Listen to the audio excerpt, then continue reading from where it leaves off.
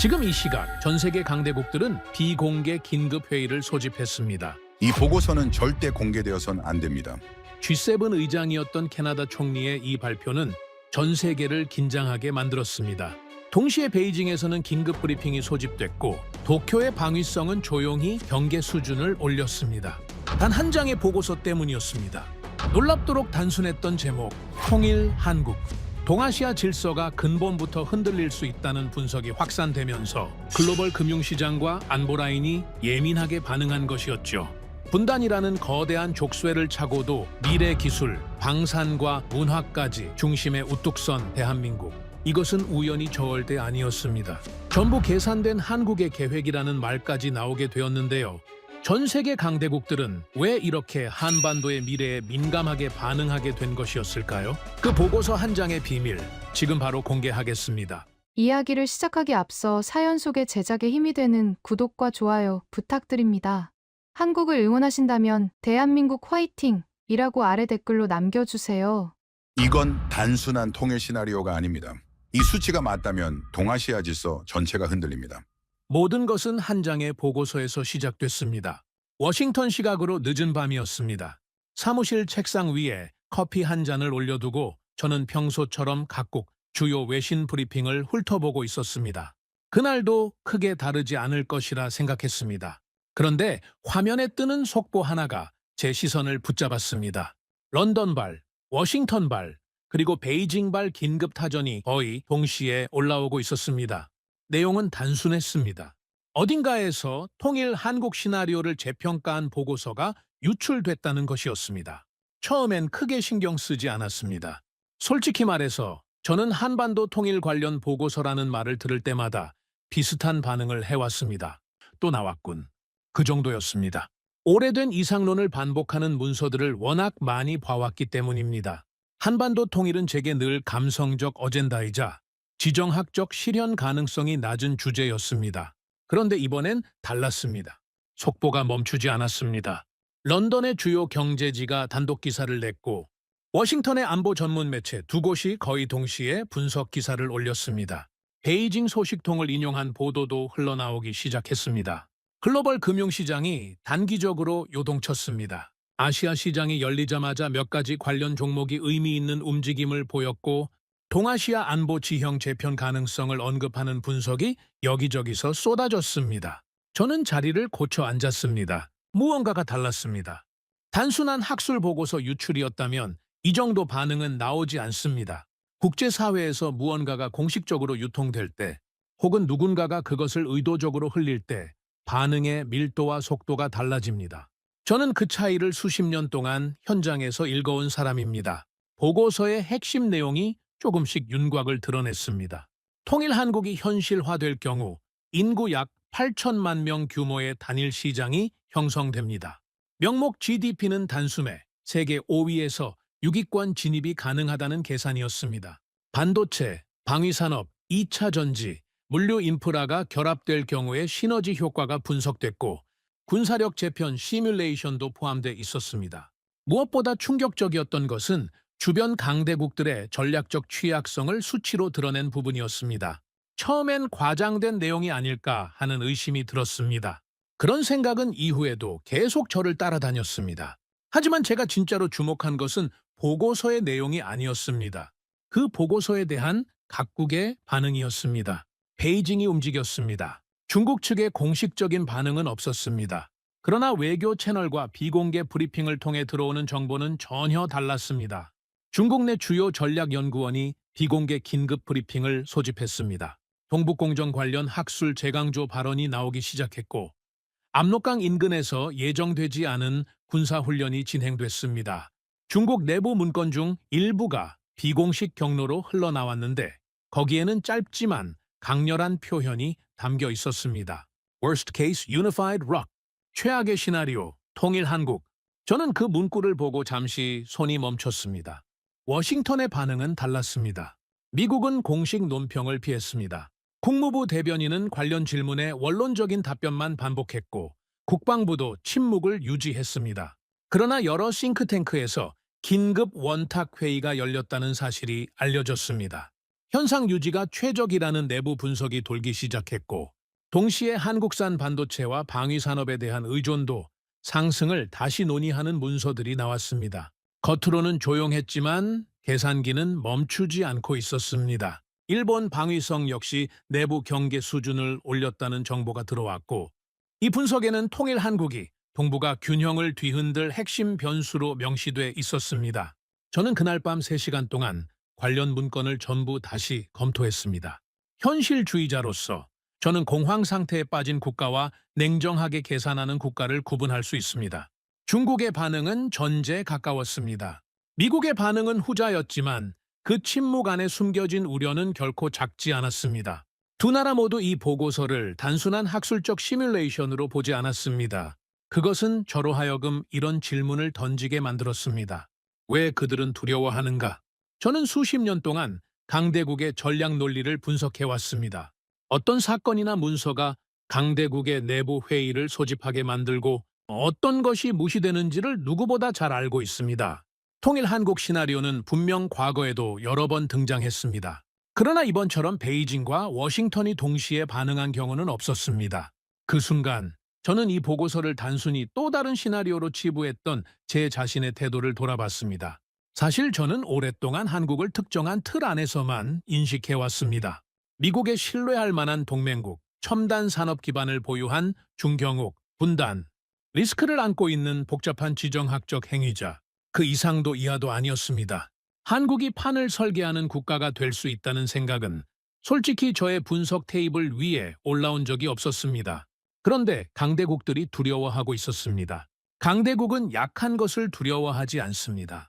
통제 가능한 것을 두려워하지 않습니다. 자신들이 무시해도 괜찮은 변수에 대해 긴급 회의를 열지 않습니다. 저는 다시 수치를 꺼냈습니다. 그리고 처음으로 제가 이 나라를 제대로 보지 못하고 있었을지도 모른다는 가능성을 진지하게 고려하기 시작했습니다. 그것은 단순한 지적 호기심이 아니었습니다. 27년간 갈고 닦아온 분석가로서의 직감이 말하고 있었습니다. 무언가 커다란 것이 여기 있다고, 제가 지금까지 놓쳐왔던 것이 있다고. 저는 파일을 열었습니다. 그리고 한국의 경제 구조 분석부터 다시 시작하기로 했습니다. 처음부터 아무런 선입견 없이. 처음에 저는 냉정했습니다. 보고서에 대한 강대국들의 반응은 분명 이례적이었지만 저는 분석가입니다. 반응이 이례적이라는 사실 자체가 결론이 되어서는 안 됩니다. 수치를 직접 들여다봐야 합니다. 그것이 제가 살아온 방식이었습니다. 저는 한국의 경제 구조를 전면 재분석하기 시작했습니다. 단순한 GDP 규모부터 시작했습니다. 어느 정도 알고 있던 수치였습니다. 그러나 이번에는 규모가 아니라 질적 구조를 봤습니다. 어떤 산업으로 이루어진 경제인가? 어떤 공급망을 지배하고 있는가? 어디서 수익을 창출하는가? 그 관점으로 다시 들여다봤을 때 저는 서서히 당혹감을 느끼기 시작했습니다. 반도체 초미세 공정 분야에서 한국이 차지하는 글로벌 점유율은 제가 예상했던 것을 훨씬 뛰어넘는 수준이었습니다. 단순히 많이 만드는 것이 아니었습니다. 경쟁 국가들이 따라오는데 수년이 걸리는 기술 격차를 유지하고 있었습니다. 2차 전지 공급망 역시 마찬가지였습니다. 전기차 시대로의 전환이 가속화되는 국제 환경에서 배터리 공급망을 실질적으로 지배하는 국가 중 하나가 한국이었습니다. 방위산업 수출은 수년 전부터 놀라운 속도로 증가하고 있었습니다. 그리고 문화 콘텐츠의 세계적 확산은 단순한 소프트파워가 아니라 해당 사회의 이미지와 가치관을 수출하는 효과를 낳고 있었습니다. 저는 자리에서 잠시 일어났다가 다시 앉았습니다. 중경욱이라는 제 판단이 흔들리기 시작했습니다. 이 나라는 단순히 크고 잘 사는 나라가 아니었습니다. 특정 전략 분야에서 대체가 불가능하거나 교체 비용이 막대한 역할을 수행하고 있었습니다. 시스템 국가라는 개념이 머릿속에 떠올랐습니다. 국제 공급망의 특정 지점을 장악함으로써 전체 흐름에 영향을 미치는 나라. 그것이 한국이었습니다. 그런데 더 충격적인 수치가 뒤따랐습니다. 저는 분단이 한국 경제에 미치는 구조적 비용을 계산하기 시작했습니다. 분단 상태에서 한국은 사실상 경제적 섬처럼 기능합니다. 북쪽으로 육상 물류가 막혀 있기 때문에 모든 수출입은 해상 또는 항공에 의존할 수밖에 없습니다. 이 비용은 단순한 운송비가 아닙니다. 유럽 및 중앙아시아와의 직접적인 경제 연결이 차단됨으로써 발생하는 기회 손실이 천문학적입니다. 게다가 상시적인 군사적 긴장 상태는 국방 예산의 높은 비중을 강제합니다. 경제 규모 대비 국방비 지출이 상당한 수준인 국가가 징병제를 유지하면서도 혁신 역량 지표에서 세계 상위권을 유지하고 있었습니다. 저는 숫자를 몇 번이나 다시 확인했습니다. 어떤 운동선수가 발목에 족쇄를 찬 채로 세계 5위권 마라토너들과 경쟁하고 있다고 상상해 보십시오. 그리고 그 선수가 지금 상위권에 있습니다. 족쇄를 풀면 어떻게 됩니까? 이 비유가 단순히 감정적인 것이 아니라 실제로 데이터가 말해주는 내용이었습니다. 코리아 디스카운트라는 개념이 있습니다. 한반도의 지정학적 리스크로 인해 한국 자산의 가치가 실제보다 낮게 평가되는 현상입니다. 저는 이 개념을 알고 있었지만 그것이 경제 전반에 미치는 영향의 규모를 이렇게 구체적으로 계산해 본 적이 없었습니다. 분단 비용과 디스카운트 효과를 함께 고려하면 이미 이 정도의 성과를 낸 한국 경제의 실질적인 잠재력은 제가 과거에 전제했던 것과는 차원이 다른 이야기였습니다. 그때부터 저는 중국 내부 보고서를 다시 검토하기 시작했습니다. 베이징 내부에서 통일 한국을 어떻게 바라보는지는 공개 발언과 내부 문건이 극명하게 달랐습니다. 공개적으로는 한반도의 평화적 안정을 강조합니다. 하지만 내부에서는 전혀 다른 언어를 사용하고 있었습니다. 압록강 국경 직접 접촉. 그것이 중국이 가장 두려워하는 시나리오 중 하나였습니다. 통일 한국이 실현된다면 중국은 동북 방면에서 민주주의 체제의 경제 선진국과 직접 국경을 맞대게 됩니다. 하지만 제가 보기에 중국의 진짜 두려움은 군사적인 것이 아니었습니다. 베이징의 내부 문건에서 반복적으로 등장하는 표현이 있었습니다. 완충지 상실, 그리고 체제 확산 우려. 중국이 군사 강국인 통일 한국을 두려워한다는 것은 표면적인 이유입니다. 진짜 두려움은 훨씬 더 깊은 곳에 있었습니다. 경제적으로 부유하고 첨단 기술을 보유하며 민주주의 체제로 운영되는 8천만 명의 국가가 북쪽 국경에 존재한다는 것. 그 존재 자체가 중국 내부, 특히 동북 지역 주민들에게 어떤 메시지를 줄 것인가. 그것이 베이징이 숨을 죽이며 계산하는 지점이었습니다. 동북공정의 역사적 정당성 작업도 북한 급변 사태 대비 국경, 병력 점검도 모두 이 맥락에서 이해해야 했습니다. 중국은 군사적 대립보다 훨씬 더 조용하고 치밀한 방식으로 통일의 가능성 자체를 봉쇄하려 하고 있었습니다. 워싱턴의 분석은 달랐지만 결론적으로는 비슷한 방향을 향하고 있었습니다. 미국이 작성한 전략 문서들을 검토한 결과 공통된 입장이 보였습니다. 현상 유지 선호, 통일 비용의 불확실성이 너무 크다는 논리, 한반도 분단 상태를 중국 견제의 지렛대로 활용하는 전략. 그러나 동시에 아주 솔직하게 기술된 문장들도 있었습니다. 한국의 반도체 공급망과 방위 산업 없이는 미국의 동아시아 전략이 작동하지 않는다는 것. 대체 불가능한 동맹국이라는 평가, 이 두 가지가 공존하고 있었습니다. 미국은 한국을 방파제로 쓰고 싶어 하면서도 그 방파제가 너무 커지는 것을 통제하고 싶어 합니다. 그리고 지금 통제 가능한 크기를 넘어서기 시작하고 있다는 신호를 감지하고 있었습니다. 저는 파일들을 닫고 의자의 등을 기댔습니다. 분석을 시작할 때만 해도 제 안에 있던 회의적인 시각이 서서히 무너지고 있었습니다. 수치가 이상했습니다. 이상하다는 것은 제가 기존에 갖고 있던 전제가 틀렸다는 뜻이었습니다. 저는 이 나라를 안정적인 동맹국으로만 봤습니다. 하지만 제가 재분석한 한국은 달랐습니다. 방어적인 국가가 아니었습니다. 이미 구조적으로 질서를 생산하는 국가였습니다. 특정 기술 분야에서 글로벌 표준을 만들어내고 공급망의 핵심 고리를 쥐고 있으며 문화적 영향력을 통해 자국의 이미지를 수출하는 국가였습니다.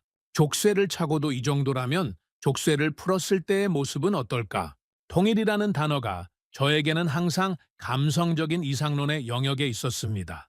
하지만 이 수치들 앞에서 그 단어는 다른 의미를 갖기 시작했습니다. 이건 이상이 아니었습니다. 변수였습니다. 그것도 파괴적인 변수였습니다. 강대국들이 조용히 긴장하는 이유가 있었습니다.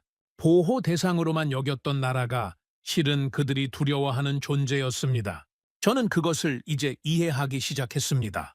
그러나 이해하는 것과 확신하는 것은 다릅니다. 저는 아직 더 들여다봐야 했습니다. 통일이 실제로 어떤 구조적 변화를 만들어낼 수 있는지 그 시뮬레이션을 직접 돌려봐야 했습니다. 데이터는 이미 말하고 있었습니다. 이제 그 말의 크기를 정확하게 측정해야 할 시간이었습니다. 저는 분석가입니다. 감동으로 결론을 내리는 사람이 아닙니다. 숫자로 시작해서 숫자로 끝내는 사람입니다. 그래서 저는 직접 시뮬레이션을 돌리기로 했습니다. 통일 한국이 실제로 어떤 규모의 변화를 만들어낼 수 있는지 각 분야별로 수치를 쌓아 올리기로 했습니다. 이상론이 아닌 냉정한 구조 분석으로 가장 먼저 인구와 시장 규모부터 시작했습니다. 현재 한국의 인구는 약 5천만 명입니다. 북한은 약 2,500만 명. 통일이 이루어질 경우 단일 인구는 약 7,500만에서 8천만 명 수준으로 형성됩니다. 숫자만 보면 단순한 덧셈처럼 보입니다. 하지만 이것이 경제적으로 의미하는 바는 단순한 덧셈이 아닙니다. 내수 시장의 규모가 완전히 달라집니다. 한국 경제의 구조적 약점 중 하나는 내수 시장이 작다는 것입니다. 수출 의존도가 높고 외부 충격에 취약한 구조입니다. 글로벌 경기 침체가 오면 타격이 큽니다. 그런데 단일 시장 인구가 8천만 명으로 확대되면 이 구조가 근본적으로 달라집니다. 외부에 덜 의존해도 되는 경제로 전환되는 것입니다. 독일이나 프랑스와 비슷한 수준의 내수 기반을 갖추게 됩니다. 이는 단순히 소비 규모의 문제가 아닙니다. 외부 충격 흡수력이 달라지고 경제 정책의 자율성이 높아집니다. 코리아 디스카운트를 만들어 온 지정학적 리스크가 해소되면서 국가 신용도 역시 재평가를 받게 됩니다. 명목 GDP 계산을 이어갔습니다. 현재 한국의 명목 GDP는 세계 12위에서 13위권 수준입니다. 여기에 북한의 경제 규모를 단순 합산하는 방식으로는 통일의 효과를 제대로 측정할 수 없습니다. 북한 경제는 수십 년간의 고립과 비효율로 인해 잠재력 대비 극히 낮은 수준에 머물러 있습니다. 관건은 통일 이후 북한 지역의 경제 개발이 어느 속도로 진행될 것인가입니다. 역사적 사례들을 검토하면 개방과 투자가 동반될 경우 낙후된 지역의 성장률은 단기간에 매우 높게 나타납니다. 독일 통일 이후 동독 지역의 성장 사례, 그리고 베트남과 중국의 개혁 개방 초기 수치들이 참고 자료가 됐습니다. 보수적으로 계산하더라도 통일 이후 일정 시간이 지나면 통일 한국의 명목 GDP는 세계 5위에서 6위권 진입이 가능하다는 결론이 나왔습니다. 이탈리아, 프랑스, 영국과 어깨를 나란히 하거나 추월하는 수준입니다. 저는 이 수치를 보고 한참 동안 화면을 바라봤습니다. 그것은 중견국의 이야기가 아니었습니다. 다음은 물류였습니다. 이 부분에서 저는 가장 큰 충격을 받았습니다. 현재 한국은 지리적으로 반도이지만 경제적으로는 섬처럼 기능합니다. 북쪽 국경이 막혀 있기 때문입니다. 모든 물류는 바다를 통하거나 하늘을 통해야 합니다. 유럽으로 물건을 보내려면 배로 몇 주가 걸립니다. 항공으로 보내면 비용이 폭등합니다. 이 구조적 제약이 수십 년간 한국 제조업의 발목을 잡아왔습니다. 통일이 되면 이 구조가 완전히 뒤집힙니다. 부산항에서 출발한 화물이 북한을 관통하고 중국 동북부를 지나며 시베리아 횡단철도와 연결돼 유럽 심장부까지 육상으로 직행합니다. 현재 해상으로 수주가 걸리는 거리가 철도로 약 2주 내외로 단축됩니다. 물류비는 대폭 절감되고 납기 경쟁력은 급등합니다. 한국이 해양과 대륙을 동시에 연결하는 물류 허브로 기능하게 됩니다. 지금까지 섬처럼 고립돼 있던 나라가 대륙과 해양을 잇는 관문 국가로 전환되는 것입니다. 이 변화가 제조업에 미치는 파급력은 단순히 운송비 절감에 그치지 않습니다. 공급망 전체가 재편됩니다. 원자재 조달, 부품 이동, 완제품 수출의 모든 단계에서 비용과 시간이 달라집니다. 이것은 한국 기업들의 가격 경쟁력 전반을 끌어올리는 효과를 낳습니다. 반도체, 자동차, 조선, 방산 수출 모두 혜택을 받습니다. 자원과 기술의 결합은 또 다른 차원의 변화를 만들어냈습니다. 북한은 지하자원 측면에서 상당한 잠재력을 보유하고 있습니다. 히토류, 마그네사이트, 텅스텐, 아연, 금. 매장량 추산치를 보면 상당히 인상적인 수치들이 등장합니다. 물론 실제 채굴 가능성과 개발 비용을 고려해야 하기 때문에 이 수치들을 그대로 받아들이는 것은 무리입니다. 그러나 방향성 자체는 분명합니다. 현재 글로벌 공급망에서 가장 민감한 문제 중 하나가 히토류를 포함한 핵심 광물의 조달 리스크입니다. 중국이 이 분야에서 지배적 위치를 차지하고 있고 미국과 유럽은 대안 공급처 확보에 막대한 자원을 투입하고 있습니다. 북한 지역의 광물 자원이 남한의 첨단 제조 기술과 결합된다면 한국은 원자재 수입 의존도를 낮추면서 동시에 전략 광물의 공급국으로 부상할 수 있습니다. 반도체 소재, 배터리 원료, 방산, 부품 제조에 필요한 핵심 광물을 자체적으로 조달할 수 있는 구조가 형성됩니다. 이것이 무엇을 의미하는지는 지금 중국의 히토류 수출, 통제 정책이 국제사회에 미치는 파장을 보면 이해할 수 있습니다. 그 패를 한국이 일부 쥐게 된다는 것입니다. 군사력 재편 시뮬레이션은 가장 민감한 부분이었습니다. 저는 이 분야를 조심스럽게 다뤘습니다. 단순히 병력 규모를 더하는 방식으로는 의미 있는 분석이 나오지 않습니다. 관건은 통합의 질과 방향입니다. 현재 한국군은 첨단 재래식 전력에서 상당한 수준을 갖추고 있습니다. 정밀 유도 무기, 방공 시스템, 해군 전력, 방위 산업 자체, 생산 능력, 이미 글로벌 수준의 군사력입니다. 북한의 전력은 그 성격이 다릅니다. 재래식 측면에서는 노후화된 장비들이 많지만 비대칭 전력 분야에서는 무시할 수 없는 역량을 보유하고 있습니다. 이 두 전력이 단일 지휘 체계 아래 통합되고 더 중요하게는 한국의 방위 산업이 통일 후 확대된 경제력을 기반으로 성장한다면 이것은 동북아 억지력 구조 전체를 바꾸는 변수가 됩니다. 전략 중심이 확대됩니다. 현재 한국은 수도 서울이 휴전선에서 불과 수십 킬로미터 거리에 있습니다. 이 구조적 취약성은 모든 군사 전략의 발목을 잡습니다. 통일이 되면 이 취약성이 사라집니다. 중심이 깊어지고 방어 전략의 유연성이 높아지며 선제 타격에 대한 억지력이 구조적으로 강화됩니다. 누군가 이 나라를 쉽게 압박하거나 위협하기가 훨씬 어려워진다는 뜻입니다. 저는 시뮬레이션 결과를 종합하면서 한참 동안 가만히 앉아 있었습니다. 한 가지가 분명해졌습니다. 이것은 단순한 통일이 아닙니다. 거대한 구조 재편입니다. 인구와 내수 시장이 달라지고 물류 구조가 뒤집히며 자원과 기술이 결합되고 군사적 억지력이 강화됩니다. 이 모든 것이 동시에 일어납니다. 중국과 미국이 왜 이 시나리오에 과민하게 반응하는지 저는 이제 구조적으로 이해했습니다. 그들에게 통일 한국은 단순히 새로운 국가의 탄생이 아닙니다. 자신들이 지난 수십 년간 유지해온 동북아 질서의 전제 조건 자체가 무너지는 사건입니다. 미국은 한반도 분단을 중국 견제의 발판으로 활용해왔습니다. 중국은 북한을 완충지대로 유지하면서 동북 방면의 안보를 관리해왔습니다. 통일은 이 두 가지 계산을 동시에 무력화합니다. 그리고 그 중심에 서울이 있습니다. 저는 그 순간 처음으로 인정했습니다. 이 나라를 제대로 보지 못했다고. 저는 오랫동안 한국을 강대국들이 설계한 판 위의 말마로 봤습니다. 그러나 실제로는 달랐습니다. 이 나라는 판 자체를 다시 설계할 수 있는 잠재력을 가지고 있었습니다. 그것도 누구의 허락 없이. 하지만 저는 분석가입니다. 가능성이 보인다고 해서 그것이 현실이 되는 것은 아닙니다. 판은 그렇게 쉽게 열리지 않습니다. 이 잠재력을 현실로 만들기 위해서는 반드시 넘어야 할 벽들이 있었습니다. 그리고 그 벽들은 결코 낮지 않았습니다. 저는 낙관론자가 아닙니다. 시뮬레이션이 아무리 인상적인 수치를 내놓더라도 그것은 가정 위에 세워진 구조물입니다. 현실은 언제나 더 복잡하고 더 지저분하며 예측과 다른 방향으로 흐릅니다. 저는 그 사실을 수십 년간 현장에서 배웠습니다. 그래서 저는 스스로에게 반론을 제기하기 시작했습니다. 이 시나리오의 약점은 무엇인가? 무엇이 이 판을 닫을 수 있는가? 가장 먼저 마주친 것은 비용이었습니다. 국제기구와 각국 연구기관이 추산한 통일 비용은 단위 자체가 달랐습니다. 수백조 원에서 수천조 원까지 추산이 엇갈렸습니다. 독일 통일의 사례가 반복적으로 인용됐습니다. 서독은 통일 이후 수십 년간 막대한 재정을 동독 재건에 투입했습니다. 그 과정에서 경제 성장이 둔화됐고 사회적 갈등도 상당했습니다.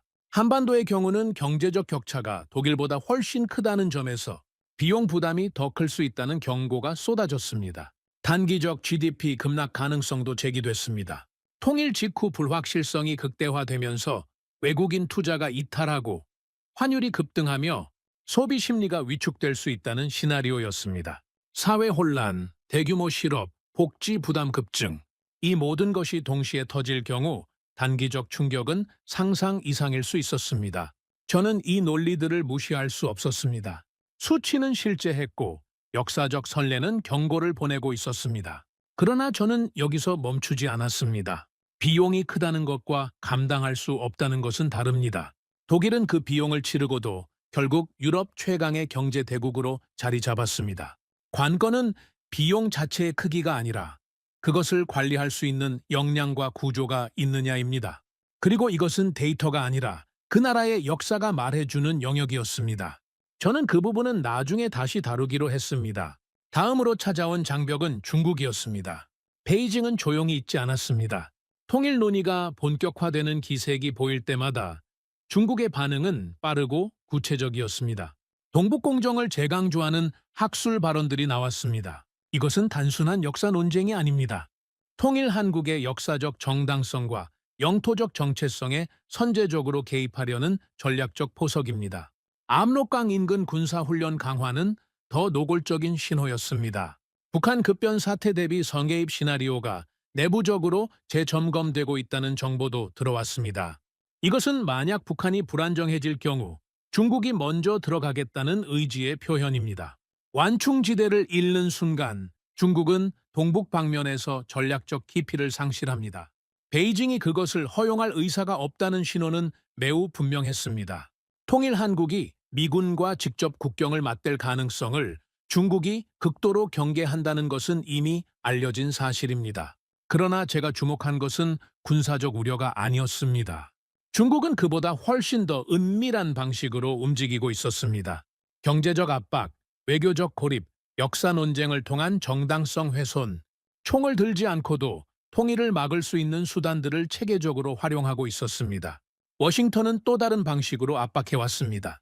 미국의 전략적 계산은 중국과 달랐지만 결과적으로는 비슷한 방향을 향하고 있었습니다. 동맹은 관리되어야 한다는 것. 워싱턴은 방위비 분담금 협상을 통해 한국에 대한 비용 압박을 강화했습니다. 전략자산 순환 배치 확대 논의를 통해 한반도에 대한 직접적인 관여를 심화시켰습니다. 그리고 통일 논의가 나올 때마다 동맹 조율이 필요하다는 조건을 앞세웠습니다. 표면적으로는 협력의 언어였습니다. 하지만 그 안에 담긴 메시지는 분명했습니다. 통일은 자유다. 그러나 관리된 통일이어야 한다. 워싱턴의 계산 안에서 이루어지는 통일이어야 한다는 것이었습니다. 통일 이후 군 구조에 대한 사전 관여, 주한미군의 위상 재정립, 동맹 체계 재편. 이 모든 것을 미국은 사전에 합의하고 싶어 했습니다. 저는 이 구도를 보면서 씁쓸함을 느꼈습니다. 동맹은 이익의 관계입니다. 미국이 한국을 아끼기 때문에 방위 조약을 맺은 것이 아닙니다. 전략적 이익이 일치했기 때문입니다. 그리고 이익이 달라지는 순간 동맹의 성격도 달라집니다. 워싱턴은 한국의 성장을 환영하면서도 동시에 그 성장이 자신들의 통제 범위를 벗어나는 것을 원하지 않았습니다. 일본의 움직임도 심상치 않았습니다. 일본은 공개적으로 한반도 통일을 지지한다는 입장을 유지해왔습니다. 그러나 실제 행동은 달랐습니다. 방위력 증강 논의가 가속화됐습니다. 해양 안보 전략이 재검토됐습니다. 통일 한국이 해양에서 갖게 될 영향력 확대 가능성을 경계하는 내부 분석이 나왔습니다. 오랜 역사적 갈등과 지리적 인접성을 고려할 때 일본이 강력한 통일 한국을 편안하게 바라볼 이유는 많지 않았습니다. 러시아 역시 극동 전략을 재검토하기 시작했습니다. 통일 한국이 시베리아 횡단철도 연결의 주도권을 갖게 될 가능성, 그리고 동해에서의 전략적 입지 강화 가능성이 러시아의 이해관계와 충돌할 수 있었습니다. 동아시아 전체가 조용히 긴장 모드로 진입하고 있었습니다. 저는 이 모든 장벽들을 목록으로 정리했습니다. 통일 비용의 불확실성, 중국의 노골적 견제, 미국의 조건부 지지, 일본과 러시아의 경계, 어느 하나도 가볍지 않았습니다. 그리고 저는 내적으로 갈등하기 시작했습니다. 내 계산이 과장된 것일까? 시뮬레이션의 전제들이 너무 낙관적인 것은 아닐까? 강대국들의 저항을 실제로 돌파할 수 있는 동력이 있는가? 그런데 바로 그 순간 이상한 역설이 눈에 들어왔습니다. 강대국들이 이렇게까지 과도하게 반응하고 있다는 사실 자체가 무언가를 증명하고 있었습니다. 아무런 위협이 되지 않는 시나리오라면 이런 반응이 나오지 않습니다. 가능성이 없는 이야기라면 베이징이 긴급 브리핑을 소집하지 않습니다. 통제할 필요가 없는 변수라면 워싱턴이 조건을 달지 않습니다. 그들이 두려워하는 쪽은 한국이었습니다. 저는 그 순간 통찰 하나를 얻었습니다. 장벽의 높이는 그것이 막고 있는 것의 크기를 말해줍니다. 높은 장벽일수록 그 너머에 있는 것이 크다는 뜻입니다. 그렇다면 이 모든 저항들이 사실은 다른 방식의 증거였습니다. 통일 한국의 잠재력이 그만큼 거대하다는 증거. 그리고 저는 다시 한 가지 질문으로 돌아왔습니다. 이 나라는 과거에도 이런 벽을 넘어온 적이 있는가? 불가능해 보이는 조건을 뒤집은 적이 있는가? 그 답을 찾기 위해 저는 역사를 열었습니다. 지정학 분석의 절반은 현재의 수치이고 나머지 절반은 그 나라가 걸어온 궤적입니다. 어떤 국가가 위기 앞에서 어떻게 반응했는지 그 패턴이 미래를 예측하는 가장 강력한 변수 중 하나입니다. 저는 한국의 역사를 처음부터 다시 읽기 시작했습니다. 선입견을 내려놓고 분석가의 눈으로. 그리고 저는 천천히 그러나 확실하게 충격을 받기 시작했습니다. 제가 가장 먼저 들여다본 것은 전쟁 직후의 수치였습니다. 한국 전쟁이 끝난 직후 이 나라의 상태를 수치로 정리하면 이렇습니다. 국토의 상당 부분이 전쟁으로 파괴됐습니다. 산업 인프라는 거의 남아있지 않았습니다. 1인당 국민소득은 당시 세계 최빈국 수준이었습니다. 원조 없이는 국가를 운영하기 어려운 상태였습니다. 일부 서방 전문가들은 이 나라가 독립적인 경제 주체로 기능할 수 있을지조차 회의적이었습니다. 저는 이 수치들을 보면서 그 시절 한국을 바라보던 외부의 시선이 어땠을지를 상상했습니다. 분명 저와 비슷한 시선이었을 것입니다. 냉정하게 데이터를 보는 사람이라면 이 나라에 큰 기대를 걸기 어려웠을 것입니다. 지원이 필요한 나라, 관리가 필요한 나라, 스스로 일어서기엔 조건이 너무 척박한 나라. 그로부터 수십 년이 지나지 않아 이 나라는 세계 10위권 경제 대국이 됐습니다. 저는 이 사실을 알고 있었습니다. 그러나 알고 있다는 것과 그 의미를 제대로 이해한다는 것은 전혀 다릅니다. 저는 그동안 이것을 그저 하나의 성공 사례로만 봐왔습니다. 한강의 기적이라는 이름이 붙어 있고 교과서적인 개발도상국 성공 모델로 분류돼 있었습니다. 그 이름이 붙는 순간 사람들은 더 이상 그것을 파고들지 않습니다. 이미 분류된 것처럼 느껴지기 때문입니다. 그러나 저는 그 안을 들여다봤습니다. 그리고 이것이 단순한 성공 사례가 아니라는 것을 깨달았습니다. 중화학공업을 일으키는 데 필요한 기술도 없었고 자본도 없었으며 시장도 없었습니다. 조선 산업을 시작하려던 시절 배를 만들어 본 적이 없는 나라가 세계 최고 수준의 조선소를 짓겠다고 했을 때 국제사회의 반응은 냉소적이었습니다. 자동차 산업도 마찬가지였습니다. 독자적인 자동차 브랜드를 만들겠다는 계획을 들은 외부 전문가들은 현실성이 없다고 평가했습니다. 반도체는 더했습니다. 초기 반도체 산업에 뛰어들었을 때 이미 앞서가던 국가들과의 기술 격차는 넘을 수 없는 수준처럼 보였습니다. 그 모든 것을 이 나라는 해냈습니다. 외신이 이것을 기적이라고 불렀을 때 저는 이제 그 표현이 얼마나 피상적인지를 이해합니다. 기적이라는 말에는 우연이라는 뉘앙스가 담겨 있습니다. 하지만 이것은 우연이 아니었습니다. 한국인들에게 이것은 기적이 아니라 생존이었습니다. 뒤처지면 다시 식민지가 되거나 다시 전쟁이 올 수 있다는 것을 이 나라는 몸으로 알고 있었습니다. 그 절박함이 산업화를 만들었습니다. 그런데 저를 더 놀라게 한 것은 그 다음이었습니다. 산업화 과정에서 권위주의 체제가 형성됐습니다. 경제 발전을 위해 정치적 자유가 억압됐고 시민들의 목소리는 종종 폭력으로 짓눌렸습니다. 이것은 개발도상국의 전형적인 패턴입니다. 많은 나라들이 경제 발전을 이루면서 권위주의 체제를 강화했고 그 체제는 수십 년 혹은 지금까지도 유지되고 있습니다. 한국은 달랐습니다. 경제 발전의 과정에서 동시에 민주화를 이루었습니다. 시민들이 거리로 나왔습니다. 독재 권력에 맞섰습니다. 때로는 피를 흘렸습니다. 그리고 결국 평화적 정권 교체를 정착시켰습니다. 산업화와 민주화를 동시에 달성한 사례를 저는 역사에서 찾기 어렵습니다. 보통은 하나를 얻으면 다른 하나를 잃는 구조인데 이 나라는 두 가지를 함께 해냈습니다. 더 중요한 것은 속도였습니다. 수십 년이라는 시간 안에 이 두 가지를 동시에 달성했습니다. 세계사에서 이런 압축 성장의 사례는 극히 드뭅니다. 그러나 제가 가장 깊이 들여다본 사건은 따로 있었습니다. 외환위기였습니다.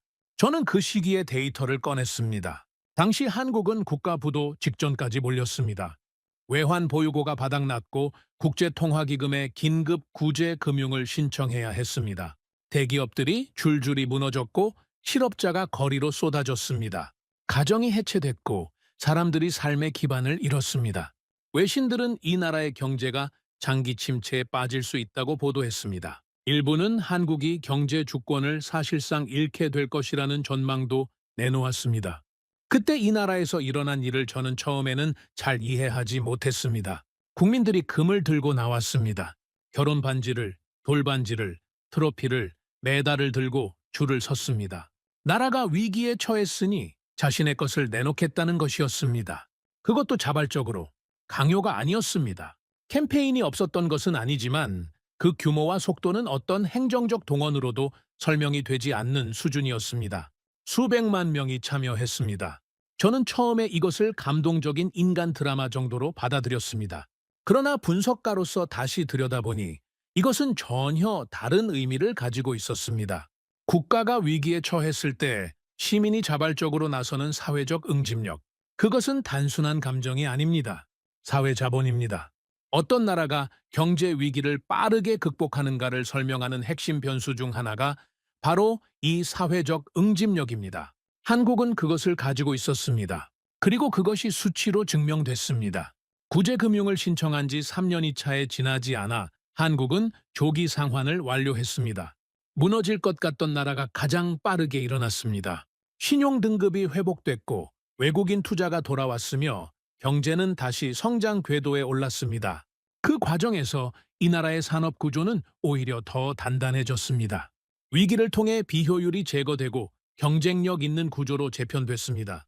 저는 이 패턴이 중요하다고 생각했습니다.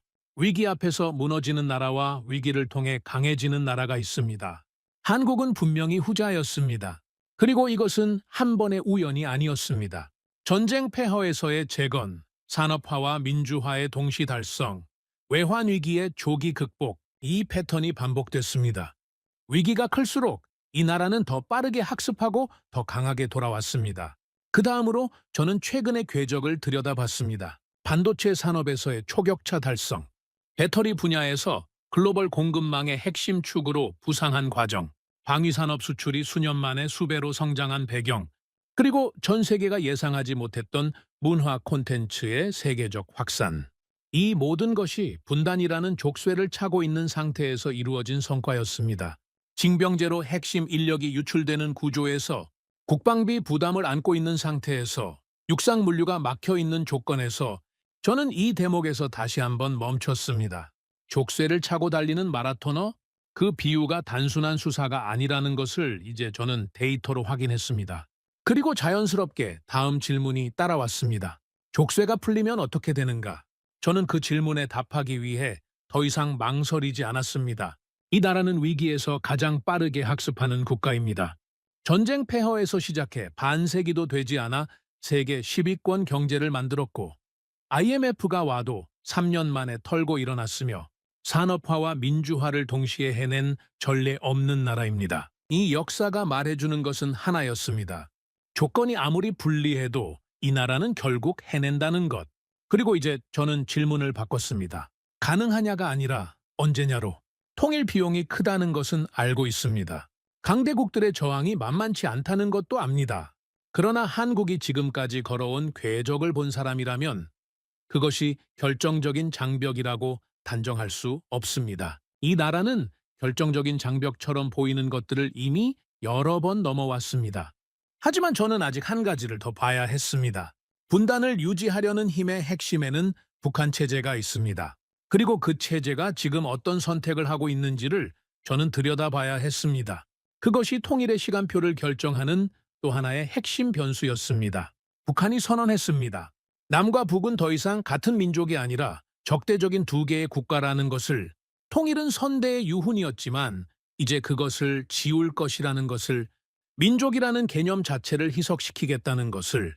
저는 이 선언을 접했을 때 처음에는 강경한 도발로 읽었습니다. 북한이 종종 사용하는 긴장 고조 전술의 연장선이라고 봤습니다. 그러나 분석을 거듭할수록 다른 해석이 자리를 잡기 시작했습니다. 이건 자신감이 아닙니다. 두려움입니다. 저는 수십 년간 다양한 권위주의 체제의 생존 전략을 분석해 왔습니다. 어떤 체제가 외부와의 비교를 극도로 차단하는가? 어떤 체제가 자국민에게 외부 세계를 악으로 규정하도록 강제하는가? 그것은 대부분 체제 경쟁에서 지고 있을 때입니다. 이길 자신이 있는 체제는 비교를 두려워하지 않습니다. 비교당할수록 자신이 초라해지는 체제가 비교를 막습니다. 적대적 두 국가로는 바로 그 논리의 산물이었습니다. 통일을 부정하는 것은 겉으로는 공격적인 선언처럼 보입니다. 하지만 그 본질은 철저하게 방어적입니다.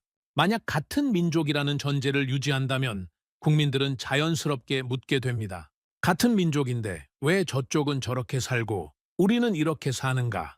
그 질문을 원천 봉쇄하기 위해 민족 개념 자체를 지우는 것입니다. 비교의 전제를 없애버리는 것입니다. 이 선언이 나온 시점과 배경을 보면 더욱 분명해집니다. 한국 문화 콘텐츠의 북한 내 유입은 수십 년 전부터 시작됐지만 그 속도와 범위가 통제하기 어려운 수준으로 확산되고 있었습니다. USB와 소형 저장 매체를 통해 한국 드라마와 영화가 퍼져나갔습니다. 외부 세계의 차단이 완벽하지 않다는 것을 체제 스스로 알고 있었습니다. 그러자 선택한 방법이 사상 통제 강화였습니다. 남한 영상물 시청에 대한 처벌 수위를 대폭 올렸고 심지어 말투까지 단속하기 시작했습니다. 한국식 표현이나 억양을 사용하면 처벌을 받는 구조를 만들었습니다. 저는 이 대목에서 거의 경악에 가까운 감정을 느꼈습니다. 말투를 단속한다는 것이 무엇을 의미하는지 아십니까? 그것은 총보다 더 무서운 것이 드라마라는 것을 체제 스스로 인정하는 것입니다. 포탄은 건물을 무너뜨립니다. 그러나 드라마는 사람의 욕망을 바꿉니다.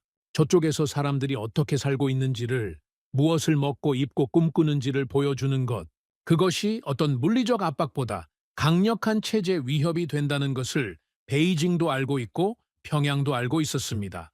경제 격차의 수치는 이 모든 것을 설명했습니다.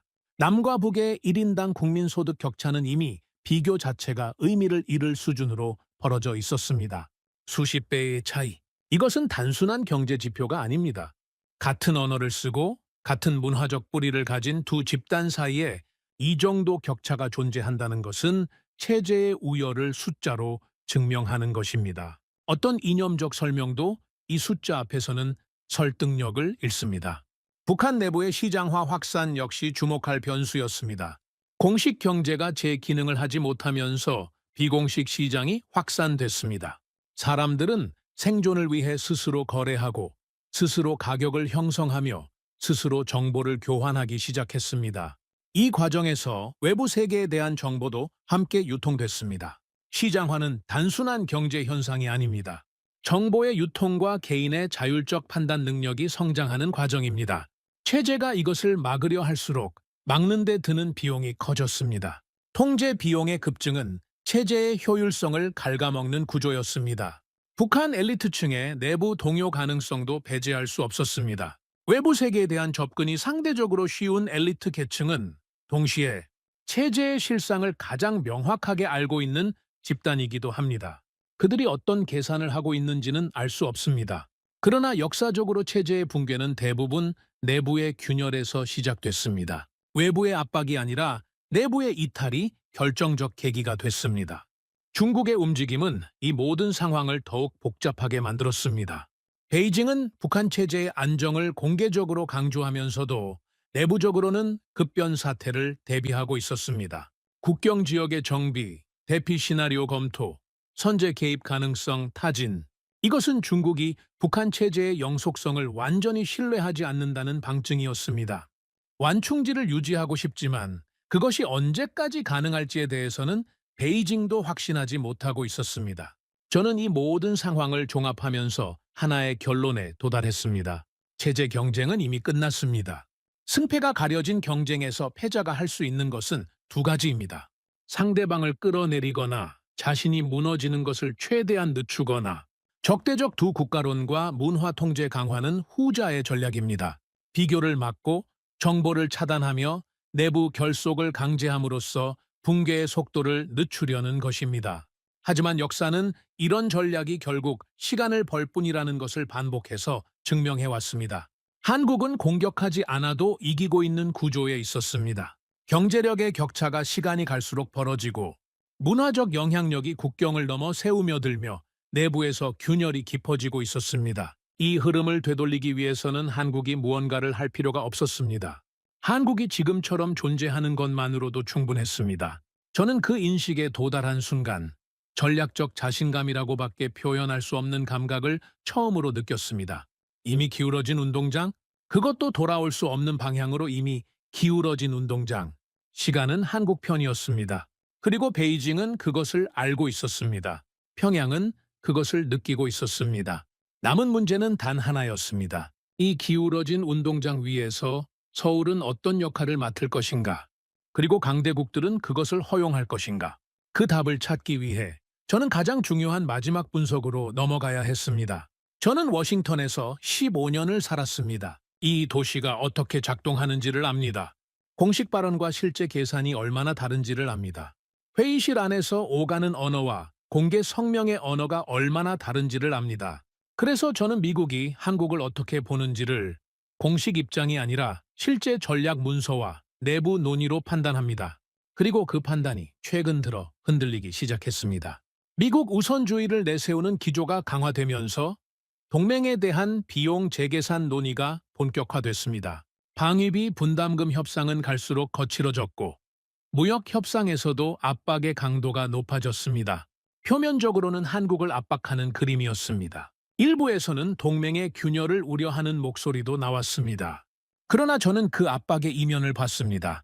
압박을 가한다는 것은 상대방이 그것을 감당할 능력이 있다고 판단한다는 뜻입니다. 아무런 가치가 없는 상대에게는 협상 압박을 가하지 않습니다. 버릴 수 있는 패에는 조건을 달지 않습니다. 미국이 한국의 방위비 증액을 요구하고 무역 구조 재편을 압박하며 동맹 조율을 조건으로 내세우는 것 자체가 역설적으로 한국의 전략적 가치를 증명하고 있었습니다.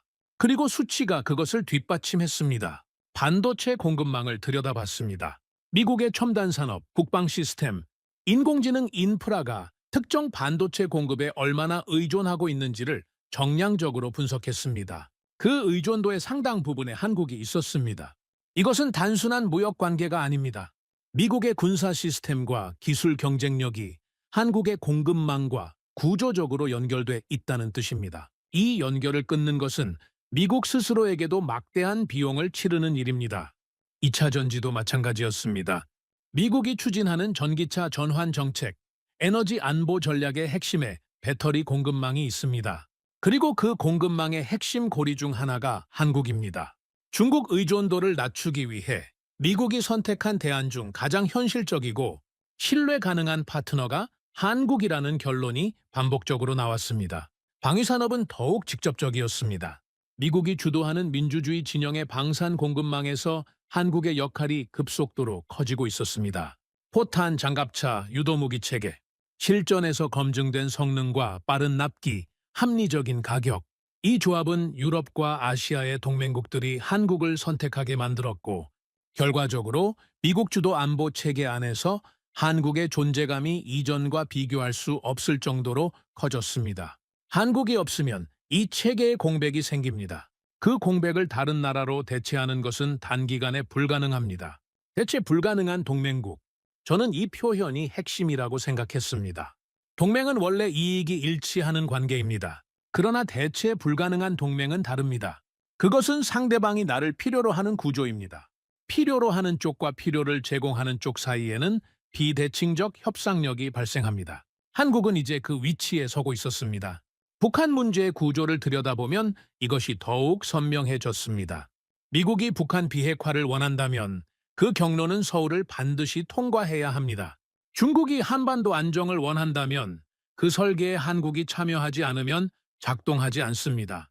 러시아가 극동 에너지 인프라를 구축하고 싶다면 한반도 연결망 없이는 그 가치가 반감됩니다. 일본이 동북아 안정을 원한다면 한국의 협력 없이는 이룰 수 없습니다. 모든 강대국의 한반도 전략이 서울을 경유해야 했습니다. 이것이 바로 제가 말하는 캐스팅 보트입니다.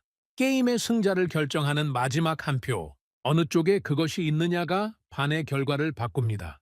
지금 한반도라는 판에서 그 한 표는 서울이 쥐고 있었습니다. 중국의 딜레마는 이 구조에서 더욱 심화되고 있었습니다. 베이징은 진퇴양난에 빠져 있었습니다. 통일을 노골적으로 반대할 경우 한국의 반감이 깊어지고 결과적으로 한국이 미국 쪽으로 더 기울게 됩니다. 이것은 중국에게 최악의 시나리오입니다. 반대로 통일을 허용하면 완충지대를 잃게 됩니다. 군사적 압박을 강화하면 한국 내 여론이 악화되고 국제사회에서 중국의 이미지가 손상됩니다. 경제적 압박을 활용하려 해도 한국의 공급망 의존도와 미국의 지원 구조로 인해 그 효과가 제한적입니다. 베이징에게 선택지가 줄어들고 있었습니다. 그리고 선택지가 줄어드는 쪽이 협상에서 약자입니다. 저는 통일이 단순한 민족적 염원이나 감성적 이벤트가 아니라는 것을 이제 완전히 이해했습니다. 통일은 전략적 업그레이드입니다.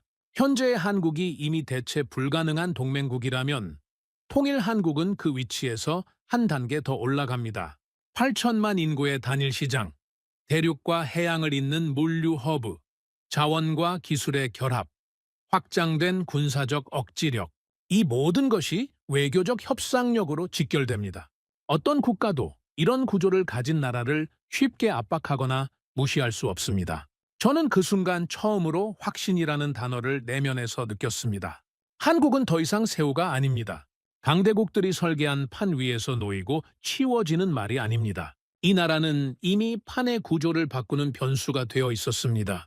그리고 통일이라는 마지막 퍼즐이 맞춰지는 순간 이 나라는 판을 처음부터 다시 설계할 수 있는 위치로 올라서게 됩니다. 워싱턴에서, 베이징에서, 도쿄에서, 모스크바에서 조용히 계산기를 두드리는 이유는 단 하나였습니다. 이 게임의 중심은 서울이었습니다. 저는 이 분석을 시작할 때와 전혀 다른 사람이 돼 있었습니다. 처음에 저는 한국을 방어적인 나라로 봤습니다. 강대국 사이에서 균형을 잡으며 생존하는 나라, 분단이라는 비극적 조건을 안고 살아가는 나라, 동맹의 보호 아래 성장한 중경국, 그 이상의 틀로 이 나라를 바라본 적이 없었습니다. 그러나 지금 저는 다른 것을 보고 있습니다. 동아시아 질서 재편 시나리오를 최종적으로 정리하면서 저는 하나의 지도를 머릿속에 그렸습니다.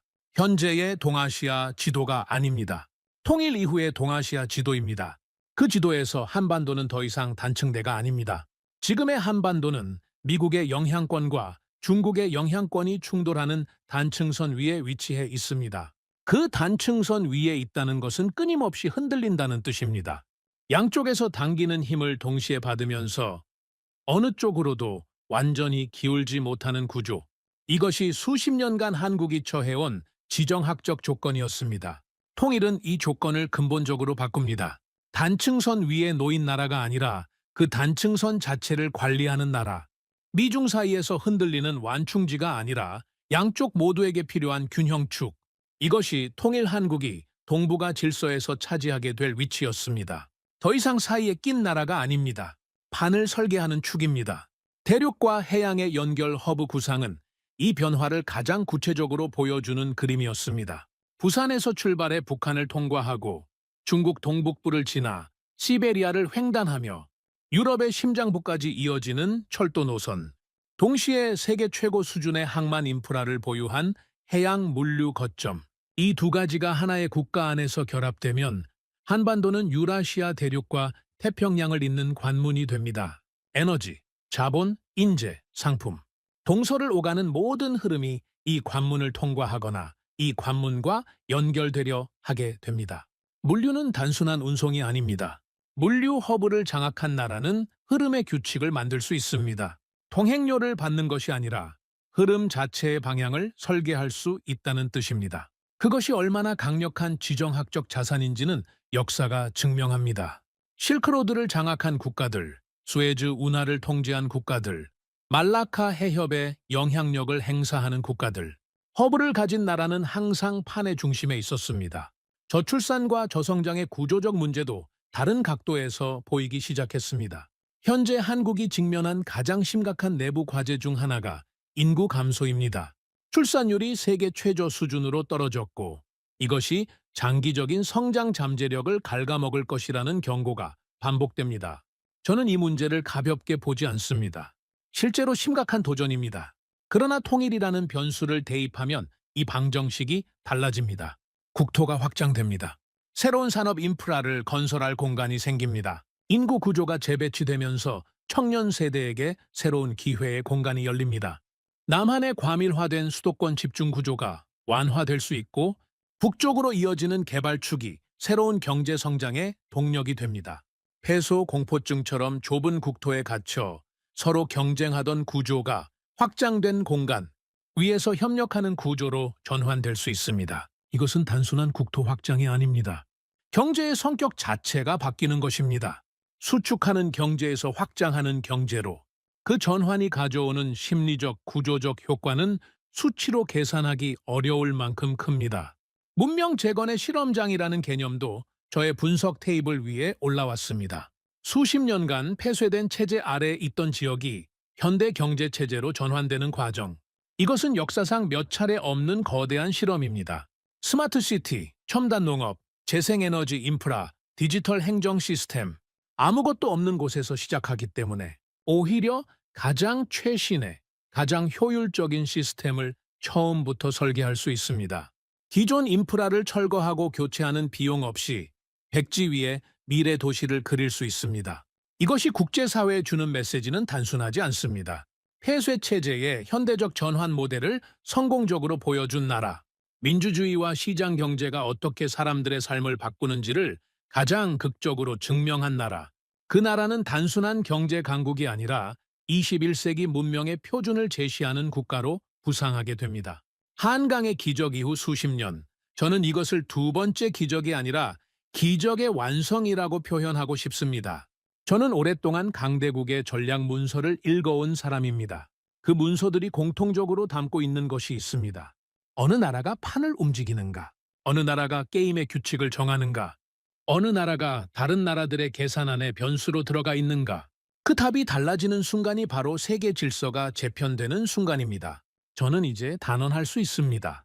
대한민국은 더 이상 누군가의 완충지대가 아닙니다. 이미 세계 공급망의 핵심이고 기술과 문화의 중심이며 통일이라는 마지막 퍼즐이 맞춰지는 순간 동아시아의 질서를 재설계할 수 있는 유일한 변수입니다. 강대국들이 조용히 계산기를 두드리는 이유는 단 하나입니다. 이제 판을 움직일 힘이 서울에 있기 때문입니다. 저는 분석을 마치고 의자에서 일어섰습니다. 창밖으로 워싱턴의 밤이 보였습니다. 이 도시는 늘 세계의 중심이라고 믿어왔습니다. 그러나 어쩌면 다음 세기의 지도는 전혀 다른 곳에서 그려지고 있는지도 모릅니다. 새로운 지도는 서울에서 그려지고 있었습니다. 여러분은 오늘 에드워드 해밀턴의 이야기를 들으시며 어떤 감정이 드셨나요? 우리가 당연하게 여겨온 이 나라의 저력이 사실은 세계가 두려워하는 힘이었다는 것을 새삼 느끼셨나요?